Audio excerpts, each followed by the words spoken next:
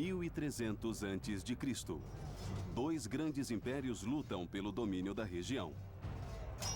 Um respeitado povo chamado Hitita e os poderosos egípcios. Esta é a história de Ramsés, o jovem e destemido faraó cujas táticas e estratégias de guerra colocaram sua vida e seu império em grande risco. O destino do Egito e de todo o Oriente Médio está em jogo enquanto duas forças duelam na Batalha de Kadesh. Um combate de emboscadas, traições e carruagens de guerra.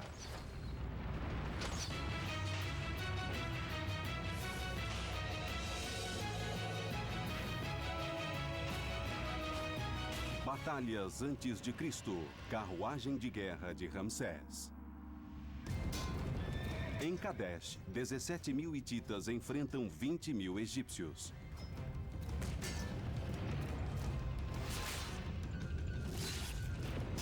As duas forças brigam pela expansão de suas fronteiras e, por consequência, o controle do Oriente Médio. A Batalha de Kadesh é um dos combates mais importantes da antiguidade. Ela representa o confronto de dois grandes impérios, o Império Hitita e o Império Egípcio, em uma importante zona de operações militares, em Kadesh, onde hoje fica a Síria. O Egito fica a nordeste da África. A terra natal dos hititas, Ati, fica a cerca de 1.500 quilômetros da atual Turquia. Mas a batalha dos superpoderes é travada entre as duas terras, em uma região chamada Amurru, próxima à atual Síria. Amurru era um cruzamento do mundo antigo. Os comerciantes tinham que passar por Amurru. Os combatentes tinham que passar por Amurru também. E quem quisesse impedir um ataque também tinha que passar por Amurru. Os hititas são comandados por um jovem rei chamado Muwatalli. Por volta dos 30 anos, Muwatalli já era conhecido por sua astúcia em batalhas. Os egípcios são comandados pelo faraó Ramsés II. Ramsés II era filho de Sete I, um dos maiores faraós combatentes da história do Egito.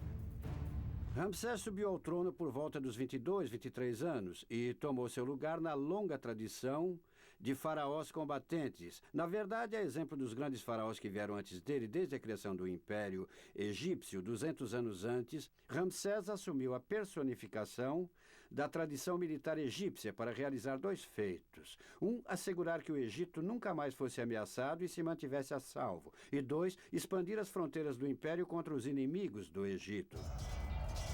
A disputa entre egípcios e hititas vinha crescendo há séculos, desde os primeiros passos dos dois impérios. O Egito surgiu por volta de 3.200 a.C., como um agrupamento de colônias feudais ao longo do fértil delta, o rio Nilo. Ao longo de dezenas de milhares de anos, as colônias cresceram, se espalharam e continuaram em paz com seus vizinhos. E isso tinha suas vantagens e desvantagens. A vantagem em se ter um país próspero e em paz por tanto tempo é que ele se torna incrivelmente desenvolvido em termos de artes, engenharia, arquitetura, pintura, poesia e religião. É incrível. Da perspectiva das desvantagens é que o mundo gira ao seu redor. Desenvolvimentos tecnológicos estão acontecendo e você não faz parte desse núcleo. Se você não precisa interagir com outros grupos, isso funciona. O problema é que no século XVII, ou 1650 a.C., os egípcios tiveram a maior surpresa da vida deles. A surpresa foi um ataque de invasores do norte chamados Hicsos. Os Hicsos eram originários das cidades-estado de Canaã e Síria. Os invasores do norte varreram o Egito e deixaram um rastro sangrento de destruição. O Egito estava hermeticamente vedado contra as fortes influências do resto do mundo e a invasão foi um terrível choque. A sociedade egípcia ficou abalada com o ataque e mudou para sempre.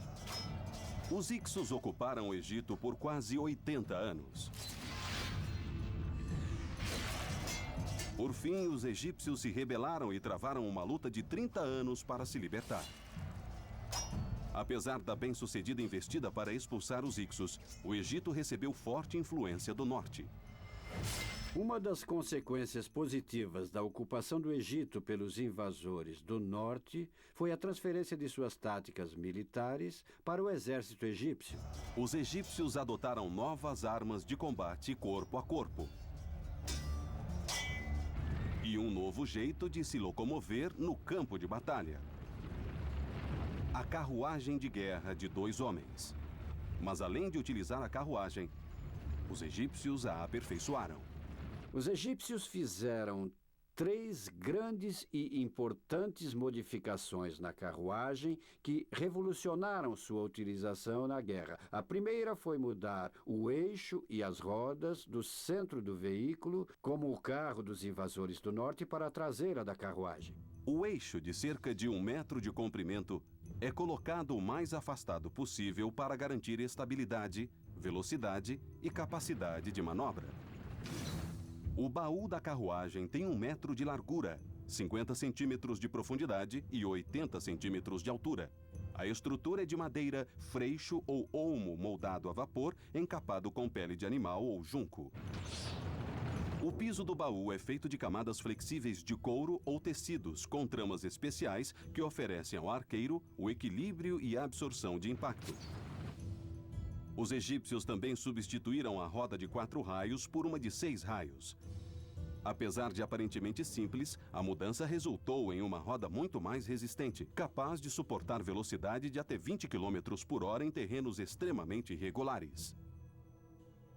Provavelmente a inovação tecnológica mais incrível foi a criação da chamada junção de Yu, em que o cabo que sai do freio dos cavalos se prende ao baú da carruagem. A junta é móvel e impossível de travar, e por isso absorve mais impacto. Além de garantir a integridade da carruagem, tal mobilidade torna o percurso mais estável para os homens que nela estão. Juntando tudo isso, podemos concluir que os egípcios modificaram o veículo a tal ponto que seria o equivalente a um tanque de guerra moderno e de qualidade superior no campo de batalha. A carruagem foi um grande passo nas táticas de guerra porque trouxe mobilidade em combate. E, claro, também significava um sinal de status. Todos os nobres queriam ter uma carruagem de guerra. Cada carruagem de guerra tinha capacidade para 3 homens. O condutor, que conduzia a máquina e os cavalos pelo campo de batalha. O arqueiro, homem com habilidade para lançar flechas sobre uma plataforma em movimento e a 20 km por hora. E o escolta, que acompanhava o veículo com propósitos ofensivos e defensivos. Como defensor, ele protegia a carruagem dos escoltas inimigos, mas na ofensiva ele também atacava. Puxava os condutores para fora do veículo e os matava. Na guerra moderna, um tanque nunca sai sem o suporte da infantaria. Na época, era exatamente assim. O escolta luta com uma espada de bronze de lâmina curva. A arma tem 90 centímetros de comprimento e pesa cerca de 1 quilo. Quando manejada com força, pode decepar um braço ou uma cabeça com um único golpe. O escolta também deve estar munido de uma lança de 1,80 m. O bastão é feito de madeira e a ponta de bronze afiado. Depois de reforçar sua força de combate, os egípcios desenvolveram uma nova estratégia: atacar o inimigo primeiro e perguntar depois. A estratégia seria colocada em prática 30 anos depois que os egípcios se libertaram dos Hyksos. Quando conseguiram assegurar sua posição no país, os egípcios reconstruíram seu exército e partiram em busca de vingança. Nesse ponto, o Império Egípcio começa a se formar e é o início da expansão para o norte até Canaã e até onde hoje é o Líbano e a Síria. A agilidade das carruagens deu aos egípcios uma grande vantagem durante a tomada do norte e a conquista sobre seus inimigos.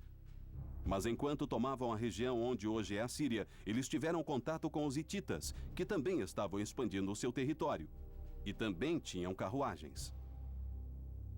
Egito e At ficam a mais de 1.000 quilômetros de distância.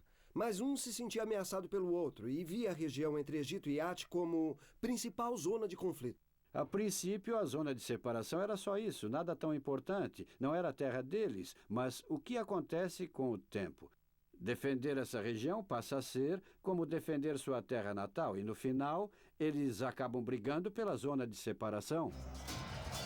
Durante séculos, egípcios e hititas derramaram sangue em pequenos combates quando se encontravam na zona de separação. Algumas vezes a luta era homem a homem, outras, eles usavam a carruagem. Quando pensamos em carruagens de guerra da antiguidade, imaginamos filas de carruagens batendo de frente com filas de guerreiros, ou carruagens batendo de frente com filas de carruagens inimigas. Mas não era assim que acontecia. É só pensar um pouco e ver que os cavalos nunca se jogariam contra uma barreira de homens com lanças, e não faz muito sentido destruir sua carruagem batendo na carruagem inimiga. O mais comum, quando as carruagens eram usadas em batalhas, era o chamado combate em círculos. As linhas atacavam o inimigo, mas não entravam realmente em contato. O objetivo do arqueiro era acertar o arqueiro, o condutor ou o cavalo da carruagem inimiga. Conforme eles passam, ou em termos militares, en passant, conforme passam um pelo outro, eles dão a volta e ficam novamente de frente. E geralmente escolhem outro alvo, que estiver mais perto. Enquanto a carruagem egípcia é leve e móvel, a carruagem hitita é uma máquina maior, mais pesada e mais lenta. O eixo é posicionado no centro da plataforma do veículo, o que diminui a velocidade e a estabilidade, mas oferece uma grande vantagem: capacidade para transportar 3 homens. O condutor, o arqueiro e o escolta podem lutar juntos na carruagem. Alguns historiadores acreditam que essa inovação foi desenvolvida anos antes de os hititas derrotarem outro inimigo, os Mitanni, que viveram na região entre os rios Tigre e Eufrates. Além do veículo com capacidade para 3, os hititas receberam o reforço de um conhecido militar treinador de cavalos chamado Kikuli. Kikuli mudou o futuro da batalha em carruagens usando uma técnica incrivelmente simples. Kikuli escreveu um manual de treinamento para criar cavalos mais fortes que puxassem uma carga mais pesada. Foi algo grandioso que levou à criação de uma carruagem totalmente nova e um jeito novo de lutar com o veículo. Na carruagem para 2 pessoas, o escolta corria ao lado do veículo. Isso limitava a velocidade e a distância do percurso, pois o escolta, que era a principal defesa da carruagem, ficava completamente exausto. Os cavalos treinados por Kikuli conseguiam puxar uma carruagem com 3 homens em cima. Os egípcios e os hititas aprimoraram suas carruagens, transformando-as em armas letais. Depois de centenas de anos, a grande batalha entre as duas culturas aconteceu quando o faraó Ramsés encontrou seu adversário nas planícies de Kadesh.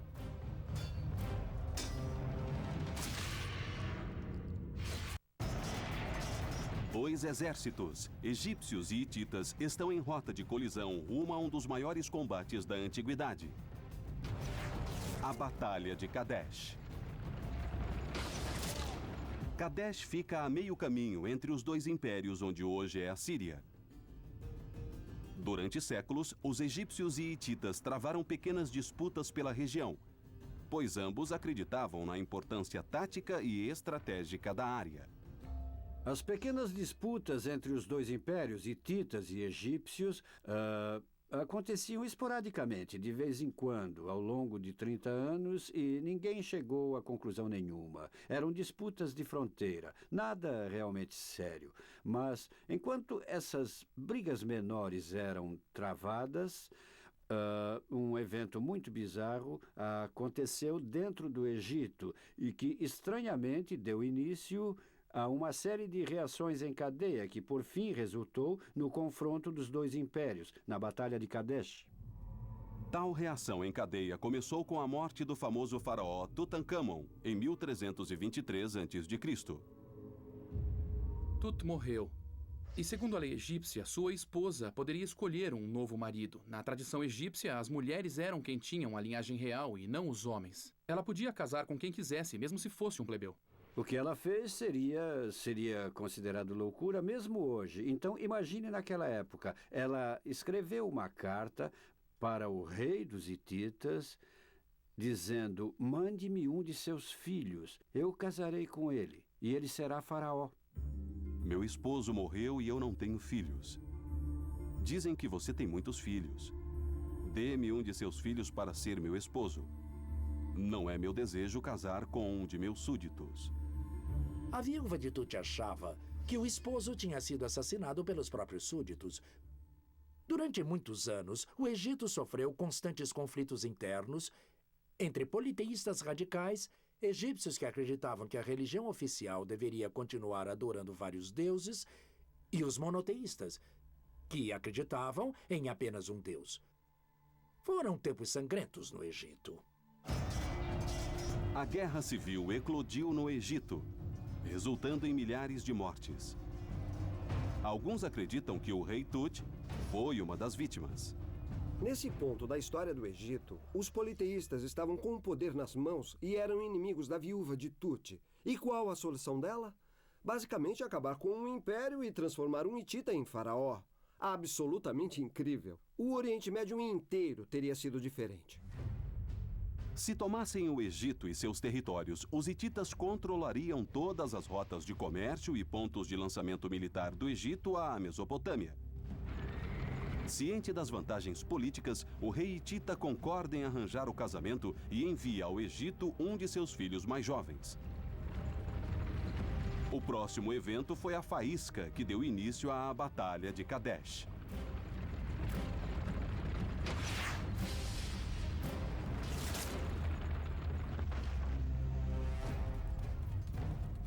Os inimigos egípcios da viúva de Tut descobriram o plano do matrimônio e armaram uma emboscada ao príncipe hitita.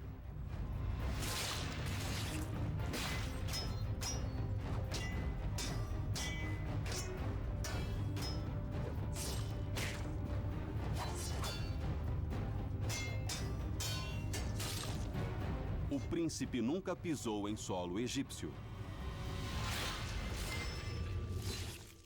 Por fim, a viúva de Tut morreu. Dizem que foi... A questão foi como os hititas reagiram à morte do príncipe. Como é de se imaginar, o rei ficou furioso. Suppiluliuma, o rei hitita, era um grande guerreiro e ficou enfurecido. Seu desejo de vingar a morte do filho o motivou a retomar a guerra contra o Egito. Mas esse não foi o único motivo. Suppiluliuma não era burro. Ele não permitiria que a morte do filho interferisse na política de exterior do império, mas foi uma boa desculpa para recomeçar a briga pela valiosa região de Amarru. Suppiluliuma liderou seu exército contra o Egito por quase uma década. Até que, por volta de 1322 a.C., o rei hitita foi morto. Não por uma espada egípcia, mas por um inimigo invisível muito mais mortal. Foi um incidente no qual as forças egípcias foram vencidas pelas tropas hititas que fizeram alguns prisioneiros e supostamente os teriam levado de volta para a terra natal deles, onde hoje é a Turquia. Tudo indica, ou ao menos existem evidências que sugerem que alguns desses prisioneiros estavam infectados com um tipo de praga. E além de infectar, alguns soldados do exército hitita infectaram a região de Anatólia e parte do Oriente Médio. Como consequência, a taxa de mortalidade foi altíssima e até o rei morreu dessa doença. Depois da morte de Suppiluliuma, os combates entre egípcios e hititas diminuíram significativamente. Foi nesse período de relativa estabilidade, por volta de 1300 a.C., que o faraó Ramsés II subiu ao poder.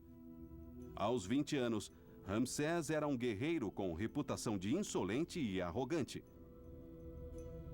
Ele sabia que para proteger o Egito, era preciso ocupar a zona de separação do norte. Ramsés vinha de uma tradição militar e não se considerava só o faraó do período em que governou, mas uma continuação da linhagem de grandes faraós guerreiros que existia desde a formação do Império Egípcio, 200 anos antes. Assim, analisando a personalidade do faraó, vemos uma pessoa que se considera mais que um grande guerreiro, mas aquele que é o principal objetivo, a principal razão da sua existência é proteger o Egito. No 5º ano de seu reinado como faraó, Ramsés lançou um ataque contra os hititas. O faraó liderou 24 mil soldados até a rota costeira do norte, perto de Gaza. O exército foi dividido em 4 grupos que receberam o nome de deuses egípcios: Amon, Ra, Ptah e Sete. Cada divisão era composta de 6 mil soldados, sendo 5 mil da infantaria e 500 carruagens com 2 homens cada. Os hititas souberam da movimentação egípcia e contra-atacaram com uma força formada por 17 mil homens vindos do sul, partindo de Ati. Seu general era o rei Moatali, neto de Supi-Luliuma. Assim como Ramsés, Moatali também era um guerreiro arrojado. Não sabemos muito sobre Muatali, mas dizem que ele era um bom estrategista. Lutava com a cabeça e pensava em todas as estratégias. Em uma dessas batalhas, colocou seu plano em prática e deu certo. De certa forma, era o contraste perfeito de Ramsés. As duas forças seguiram rumo à cidade de Kadesh. Embora tomar a cidade não fosse o único propósito dos exércitos, aquele que controlasse Kadesh facilmente controlaria toda a região de Amarru. Kadesh foi construída no topo de uma colina perto da entrada do vale do rio Orontes. A cidade era cercada por um muro de contenção formado por 2 paredões paralelos de 15 metros de altura e 400 de comprimento, quase o mesmo que 4 campos de futebol. O mais importante sobre Kadesh é que o muro era revestido com pedra calcária. O muro era composto por paredões, todos revestidos com pedra calcária. Isso foi um fator muito importante durante os 200 anos em que os egípcios tentaram expulsar os sírios e os hititas para o norte. Mas o problema é que eles não conseguiam tomar a cidade. E eles não conseguiam tomar a cidade porque o ariete, a arma mais eficaz para destruir pedras, ainda não era conhecido. O ariete só chegou ao Oriente Médio no século VIII. Primeiro, Ramsés queria chegar em Kadesh sem se preocupar em atacar as muralhas de pedra. Mas quando finalmente chegou, o faraó teve a maior surpresa de sua vida. O faraó egípcio Ramsés II lidera 24 mil soldados no ataque aos hititas. Os homens estão a caminho de Amarru, uma estratégica zona de separação entre os 2 impérios. Próximo à cidade de Biblos, Ramsés divide seu exército. Ele pessoalmente lidera 3 divisões: Amon, Ra e Ptah, no rio Litani. Os 18 mil soldados se aproximam da estratégica cidade de Kadesh pelo sul. 1.000 homens que compõem a divisão 7 para o norte, ao longo da costa. Eles vão cruzar as montanhas do Líbano e se aproximar de Kadesh a noroeste. A intenção de Ramsés é basicamente cercar a cidade dos 2 lados. O exército subiu o vale e depois se dividiu pelas laterais. E a força menos numerosa subiu pelo oeste da cidade de Kadesh. Era um plano estratégico. Foi uma grande empreitada. O exército de Ramsés percorre 25 quilômetros em formação, de 4 em 4. E cerca de 4 mil mulas e asnos são usados como transporte. Cada soldado consome 1,5 kg de pão de cereais por dia e de 5 a 6 litros de água. Em uma marcha como essa, que dura mais de um mês, cerca de 17% dos homens sofreu luxações, quebrou ossos, teve problemas de pulmão e coisas assim. É uma façanha conduzir um exército de mais de 20 mil homens por 800 quilômetros e chegar em condições de combate. Depois de uma sangrenta luta de 40 dias, Ramsés e suas 3 divisões acamparam a 15 quilômetros da cidade de Kadesh, perto da floresta de Robaui. Mas dizer que as 3 divisões de Ramsés acamparam juntas não é exatamente correto. Eles pararam ao mesmo tempo, mas eram muitos soldados, e aqueles que ficaram para trás estavam a 25 quilômetros de Ramsés. Ramsés estava acampado em Amarru e os hititas estavam em algum lugar. Seja por não ter feito nenhuma busca de reconhecimento ou não ter buscado informações, Ramsés desconhecia o paradeiro dos hititas. Perto do acampamento de capturaram 2 beduínos locais com a intenção de descobrir a localização do exército hitita. Soubemos por meio de inscrições do templo que Ramsés tinha um leão que ele levava para as campanhas. Dizem que o leão era usado, como eu posso dizer, para encorajar que cooperassem.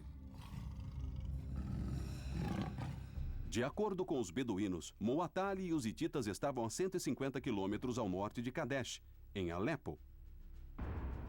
Foi quando ele viu uma oportunidade. Kadesh estava sem defesa. Posso tomá-la, posso usá-la como base logística, refazer meu exército, fazer com que todos descansem, e então pegar um trecho menor de estrada e confrontar o exército hitita. Ramsés ficou tão animado que subiu na carruagem com seu guarda-costas e partiu para a cidade de Kadesh. Mas havia um problema. Ramsés, em seu entusiasmo juvenil, foi embora e deixou seu exército a uns 25 quilômetros. A divisão Amon pegou suas coisas, mas ninguém estava em condições de lutar. Jogaram as coisas nos ombros, não tinham tempo e subiram a estrada correndo, tentando alcançar o faraó. Ramsés montou acampamento nas planícies. Despreparada, a divisão Amon não conseguiu alcançá-lo. A divisão Ra também ficou quilômetros para trás. A divisão Pitá ainda estava perto da floresta de Robaui. E a divisão 7 estava em algum lugar da costa do Mediterrâneo. Ramsés achava que ia passear no parque. Seu guarda-costas montou o acampamento. E alguns homens da divisão Amon começaram a chegar no local, mas não havia organização nenhuma. A divisão Ra estava atravessando as planícies abertas. E a Muwatalli ia cair na armadilha. 2.000 carruagens hititas surgiram nos pomares do sul da cidade. Eles entraram pelos pomares e surpreenderam a divisão Ra pela lateral. Bang!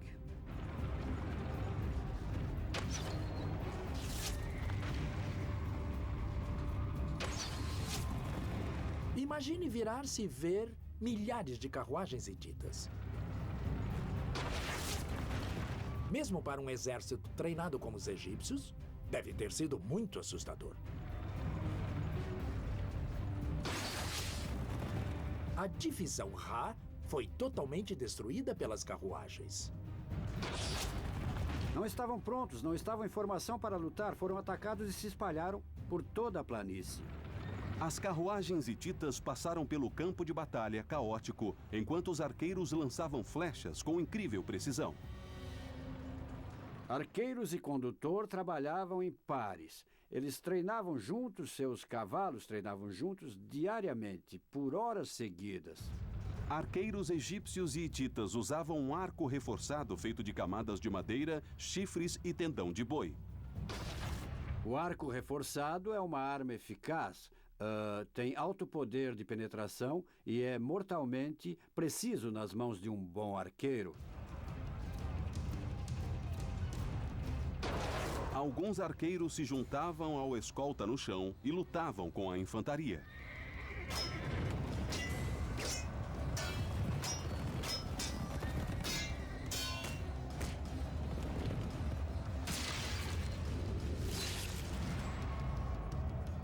Historiadores acreditam que Muwatalli, o rei hitita, já estava dentro de Kadesh e orquestrou o ataque surpresa. A história dos beduínos seria mentira. O plano de Muwatalli foi brilhante. 1279 a.C. Começa a Batalha de Kadesh. A terrível emboscada de carruagens contra a despreparada força egípcia derrama sangue e ceifa vidas. A culpa recai sobre o faraó Ramsés. Na pressa, o faraó decidiu partir praticamente sozinho e levou apenas uma centena de soldados com ele. Os beduínos espiões deram a falsa informação de que os hititas estavam a centenas de quilômetros ao norte em Alepo, quando na verdade já estavam na cidade de Kadesh. Ninguém se deu conta de que alguém como os oficiais da inteligência hitita poderia colocar esses beduínos espiões na história. Quer dizer, este é o clássico truque de inteligência que enganou o exército egípcio e os levou para a armadilha. Enquanto corria para tomar a cidade, Ramsés deixou seus homens despreparados a mais de 20 quilômetros atrás dele. Ao mesmo tempo, 2.000 carruagens hititas chegaram sorrateiramente ao sul, ao longo da costa oeste do rio Orontes, se esconderam nos pomares e aniquilaram a divisão Ra. Uma das coisas que acontecem no campo de batalha, conforme a tática e a situação mudam, é que se o exército não tiver cuidado, ele permite que o sucesso operacional vença as metas de estratégia. Ele começa a mudar as metas e comete um erro básico. E nesse caso, foi exatamente o que aconteceu com Ramsés. Diante da oportunidade de tomar Kadesh de surpresa, ele não resistiu e caiu direitinho na armadilha dos hititas. Alguns historiadores acreditam que a chave para a bem-sucedida emboscada de Muwatalli foi a carruagem de 3 homens. Graças aos cavalos especialmente treinados e sua grande resistência, a carruagem hitita era capaz de levar o condutor, o arqueiro e o escolta. Assim, os 3 homens percorreram os cerca de 5 quilômetros da cidade aos pomares rapidamente, sem cansar o escolta, a maior defesa da carruagem. As carruagens não conseguiam correr tanto assim. O mundo antigo nunca havia visto uma carruagem como aquela usada em Kadesh. Acredito piamente que a carruagem de 3 homens mudou completamente o jeito de fazer guerra. E também acredito que o ataque surpresa dos hititas em Kadesh teve relação direta com esse tipo de guerra com carruagens. O ataque surpresa massacrou milhares de soldados egípcios. Em seu acampamento, Ramsés assistia. O faraó estava a 3 quilômetros ao norte do local da emboscada. Sua única defesa era a desorganizada divisão Amon, que estava a caminho da cidade. Ptah, a 3ª divisão egípcia, encontrava-se a cerca de 20 quilômetros ao sul. Em algum lugar do oeste, a divisão 7 subia a região costeira. Ramsés estava realmente encrencado, pois seu exército estava espalhado.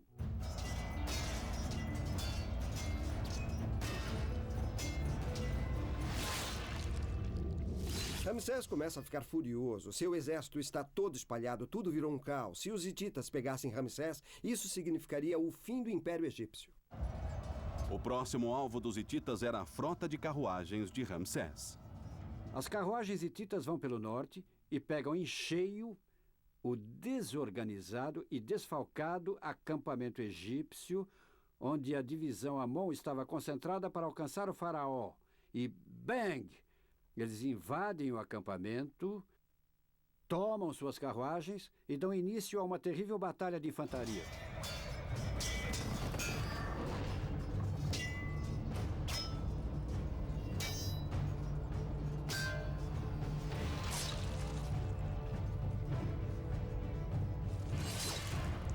Os hititas massacraram os egípcios. Mais grave ainda, grande parte da equipe de elite de Ramsés abandonou o campo de batalha, deixando o rei sozinho no momento de maior desespero. O exército hitita avançava lentamente em direção ao campo egípcio.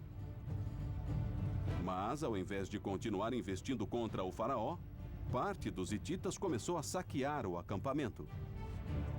Esse nem foi o maior problema. O maior problema é que não dava para ver a infantaria hitita no meio do campo de batalha, o que custou caro ao faraó.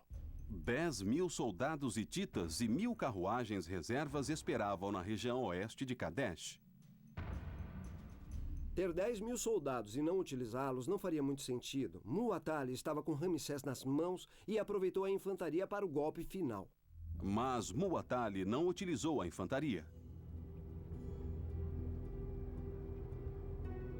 Apesar da pausa do ataque inimigo, a situação de Ramsés continuava difícil. Sua única escolha era tomar as rédeas do destino da batalha. Ramsés não era um guerreiro esporádico ou um príncipe mimado. Ele jogou seu exército em uma armadilha e estava pronto para liderar os soldados que ainda restavam. Então ele e alguns soldados da infantaria e a parte sobrevivente da divisão Amon marcharam rumo à batalha. Dizem que ele era um brigão ou coisa assim, mas ele era um ótimo soldado.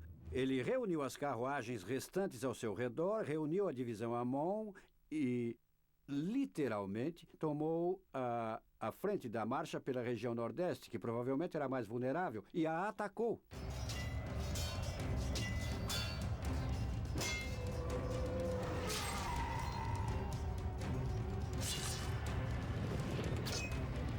Ramsés ganhou vantagem e tentou expulsar os hititas.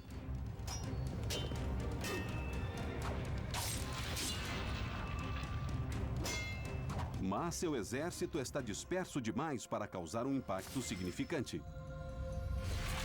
Muwatalli continua em maior vantagem. Caso utilize seus 10.000 homens reservas, ele pode vencer a batalha. Agora é a hora. Pegue-o pelo nariz, dê-lhe uma boa surra. Agora é a hora de Muwatalli utilizar a infantaria. Muwatalli estava prestes a tomar uma das maiores decisões de sua vida. Uma decisão que pode determinar o rumo da história. A luta entre egípcios e hititas chegou ao ponto mais crítico da batalha.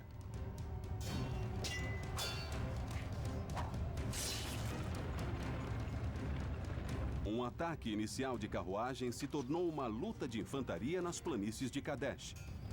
A situação é favorável ao faraó Ramsés, que consegue impedir o avanço inimigo fortalecido pelo ataque surpresa. Caso dê mais um passo tático correto e utilize a infantaria, o rei Muwatalli certamente vai cercar e aniquilar o faraó, e com mais um golpe certeiro, vai conquistar os poderosos egípcios. Agora,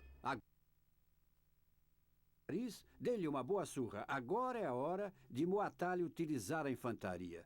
Se ele conduzisse o exército pelo flanco nordeste, os soldados se espalhariam com mais facilidade. As carruagens chegariam pelo sul, a infantaria pelo norte, pegaria o comandante inimigo e seria o fim. Mas ele não fez isso. Ele não fez nada. Assim, o exército hitita emperrou e, basicamente, ficou parado no acampamento, travando uma batalha de infantaria. Desperdiçaram a vantagem de ataque e mobilidade. E a infantaria ficou empacada em campo. O rei tinha uma poderosa infantaria e não a utilizou.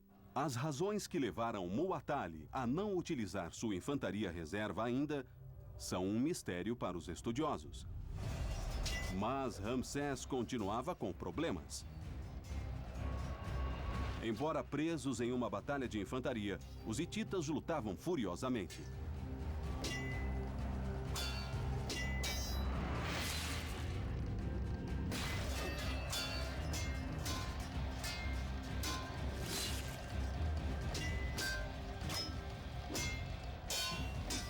Ramsés, porém, teve mais sorte. Precisamente na hora certa, vindo em passos de marcha, passando pelas montanhas do Líbano e atravessando as planícies de Kadesh, vinha a segunda força egípcia, a divisão 7, chegando bem a tempo de salvar a pele de Ramsés. Depois de marchar pela costa do Egito, a divisão 7 finalmente chegou a Kadesh. A divisão 7 era composta por 5.000 soldados e 500 carruagens de guerra. Ramsés tinha a força necessária para mandar os hititas de volta para o rio Orontes.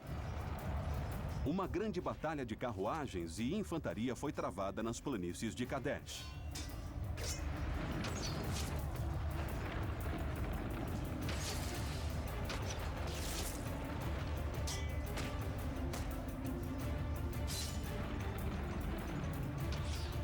Com o campo abarrotado de soldados, as carruagens egípcias, que eram mais fáceis de manobrar, passaram com facilidade e abateram as melhores carruagens hititas.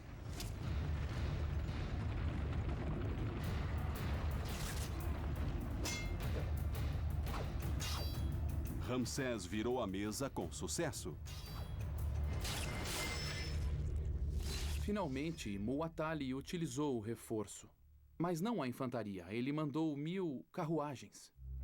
As carruagens de Muwatalli seguiram para o sul da cidade, atravessaram o rio Orontes e seguiram para o campo de batalha pelo norte. Mas, de repente, os hititas foram atacados pela retaguarda. Era Ptah, a última divisão egípcia que estava pronta para o combate.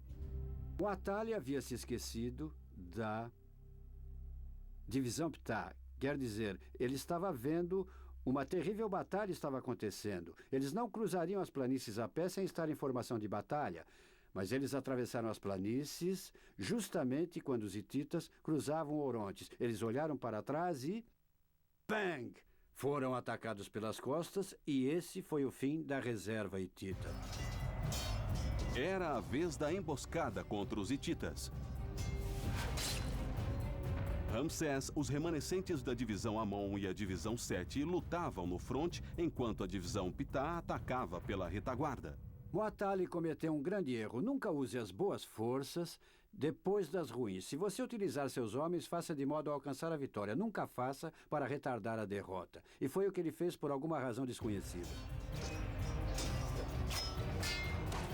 As carruagens hititas não conseguiram escapar. Havia forças egípcias dos dois lados e eles não conseguiram escapar porque estavam bem no meio do acampamento de Ramsés.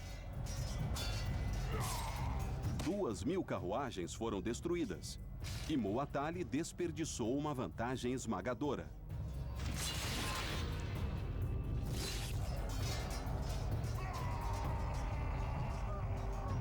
Mas apesar da habilidade de Ramsés de virar o jogo, os egípcios sofreram uma enorme perda. Grande parte da divisão Amon foi destruída. Boa parte da divisão Ra também foi aniquilada ou dispersada. Ele perdeu metade de sua força. E um bom número de soldados de pelo menos 2 divisões de carruagens, milhares de máquinas. No final, acabou sendo um péssimo dia para os dois lados. O sol se põe no campo de batalha. Há homens e cavalos mortos e são ouvidos muitos gritos. Os hititas bateram em retirada para uma base perto de Kadesh. Os egípcios não se preocuparam em persegui-los. Pela manhã, Muattali mandou uma mensagem para Ramsés dizendo que não houve vencedores. Vamos fazer uma pausa, voltaremos a lutar um outro dia. E Ramsés aceitou. Ele não tinha escolha, não tinha esperança de sair do norte de Kadesh. Mas isso não impediu Ramsés de reivindicar que era o vitorioso. O faraó manda gravar figuras da vitória da Batalha de Kadesh em monumentos por todo o Egito. Ramsés se gaba da Batalha de Kadesh como uma grande vitória pessoal e, é claro, existem inúmeras fontes de registros arqueológicos indicando que isso é um exagero. Mas se considerarmos que ele conseguiu se salvar e salvar seu exército quando caminhava para a total aniquilação, a sua versão dos fatos não deixa de fazer sentido. Antes de voltar para o Egito, Ramsés resolveu um último negócio pendente. Ramsés encontrou os comandantes das unidades que abandonaram o campo durante a batalha. Os obrigou a se ajoelhar com as mãos amarradas nas costas e pessoalmente decapitou os filhos dos homens mais nobres do Egito.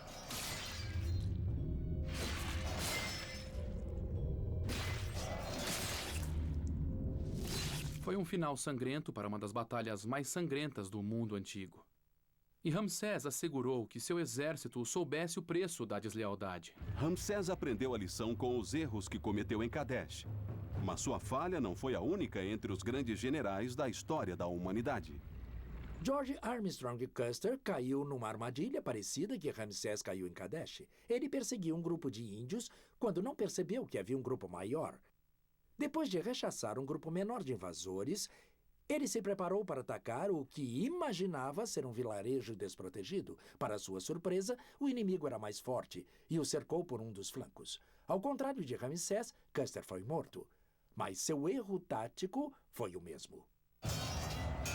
As duas superpotências continuaram lutando pela estratégica zona de separação ao longo de anos depois da Batalha de Kadesh.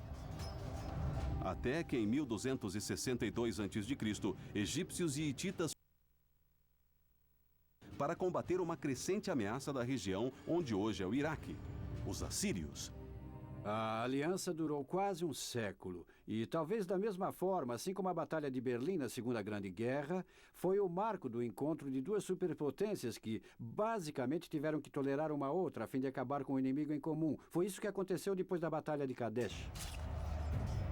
A Batalha de Kadesh pode não ter sido a vitória esmagadora que Ramsés levou seu povo a acreditar. Mas conta a história de um jovem e destemido monarca que partiu para a guerra, foi ludibriado e traído em combate e conseguiu dar a volta para salvar a si e a seu império.